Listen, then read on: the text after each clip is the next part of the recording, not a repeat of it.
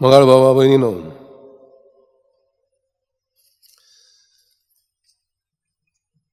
पयल्या वाचपान आमी आयकलां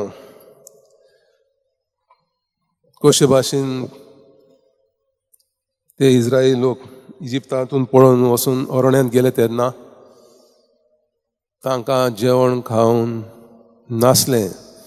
जशे ते इजिप्तांत बरें खाताले आनी जेवताले आनी काम करताले, आतां तांकां अरण्यांत दूख त्रास सोंसूंक पडटात. आनी तेन्ना तांकां फकत देवाचीच गरज पडटा.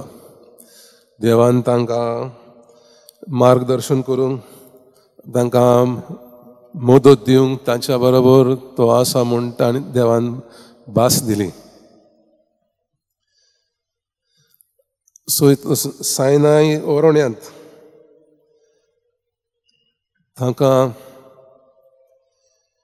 कांयच नासलोलें, फकत देवाचेर भावार्थ. जो भावार्थान आमचो भावार्थाचो बापूय अब्राहम ताणें ही जर्नी प्रवास केलो. देवान ताका बासायल्लें, ताका तो एक सुफळ व्हांवत्या दुदान आनी मदान तसलो जागो तो दितलो म्हूण. त्याच भावार्थान सगळ्या दूख त्रासाक फुडो करून मोइजेसाच्या आनी देवाच्या आदारान देव तांकां उज्याच्या खांब्यांनी, कुपांच्या खांब्यांनी अस्तित्व दितालो, मदत करतालो. आनी शुभ वर्तमानांतून आमी आयकलां जेजू जायते जाणांक बरें कोत्ता, कोडकारांक पेकयता, भुतांनी भरलेल्या मनशांक भूत काडून समाजान हाडटा, गरीब लोकांक देवाची भुरगीं करता. तर हो कसलो देव जावन आसलो, कसलो मनीस जेजू. ताका जिवेशी मारूंक सोदताले ते फारिझीव, प्रत्येक ताच्या बऱ्या कामान आडतळो दिताले. अशेंच आमच्या जिवितांत घडटा. जावं शाळांच्या जाग्यांनी एनरिको कारुसो म्हणून हो एक फामाद म्युजिशियन, कांतादोर, ताका ताच्या टिचरीन सांगलें, तुका ताळो ना आनी तूं कितें गायन करूंक शकता. टिचरीची न आयकता ताणें फुडो केलो आनी तो एक दीस फामाद कांतादोर जालो. दुसरो एर्नेस्ट हेमिंग्वे, हो एक बरयणार, फामाद लेख, अमेरिकन रायटर. ताकाय ताच्या शाळेन सांगलें, तूं खोड्डो, तुका बरोवंक येना आनी तूं बरोयणार जावंक सोदता.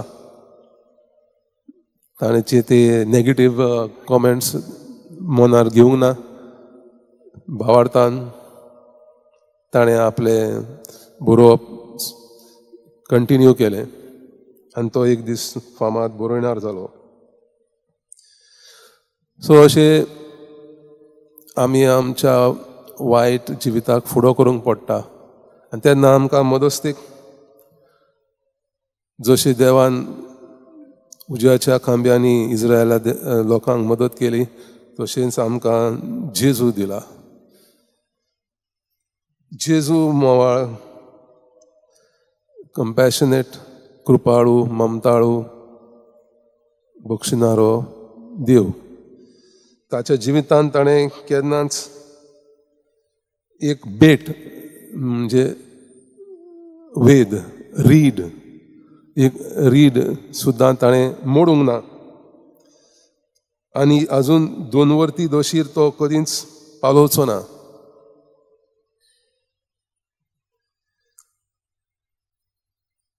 तेच भाशेन आमकां सायबीण मांयचो उगडास कोत्ता.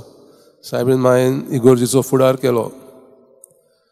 पवित्र आत्मो देंवल्या उपरांत त्या सेनेकलान वयर रुमान तिणें सगळ्या आपोस्तलांक एकठांय करून घोटाय दिली आनी ती इगोर्ज मातेची फुडारी जाली. सायबीणमाय मोगाळ कृपाळू ममताळू आवयचो मोग तिणें आमकां दिलो. जेन्ना आमी तिचे मोदस्तीक वयता मागता तेन्ना ती आपल्या पुता ताई मागता, देवा ताई मागता. सो तिचें जिवीत एका मोगाचे आवयचें तें म्हटल्या बरोबर म्हाका एक काणयेचो उगडास येता. एका देसान एक आवयन तेचो घोव मेल्लो, घराघरांनी काम करून आपल्या पुताक वाडयलो. पूत वाडलो पूण तो वायट कंपनीन पडलो. घेंगान किरमिदोराच्या घेंगान भरती करूंक ताची खुशी आसली. पयलीं ताणें ताका चोरूंक शिकयलें, बँक लुटूंक शिकयलें, मागीर जिवेशी मारूंक शिकयलें, धाकूचें काम करूंक शिकयलें. तरी ताणें तांच्या घेंगान घेवंक ना. तांकां घेंगाचो मेंबर जावंक जाय आसल्यार तांणी कितें तरी ते घेंगाचो लिडर सांगता तें करूंक जाय आसलें. त्या घेंगाच्या लिडरान ताका सांगलें, तूं आमचो घेंगाचो मेंबर जाय जाल्यार तुजे आवयचे काळीज आमकां हाडून दिवंक जाय. तिका जिवेशी मारून तिचे काळीज घेवन यो, तेन्ना आमी तुका आमच्या घेंगान स्विकारतले. आनी तो भुरगो धरून काळजाचो आवयक जिवेशी मारता. तिचें काळीज घेवन धांवून धांवून त्या घेंगाच्या लिडराक दिवंक वेतालो. वेता आसतना फातरार आपटून खाली पडटा आनी ते आवाज येता आवयच्या काळजांतल्यान, बाबा तुका लागूंक ना, कांयच जावंक ना. इतली मोगाळ आमची आवय आनी आमकां केन्नाच पयस करूंक ना, नाकारूंक ना.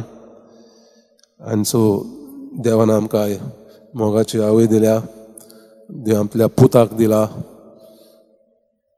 आनी ह्या सगळ्या बेसांवा खातीर ह्या मिसान देवाक दिनवासूया.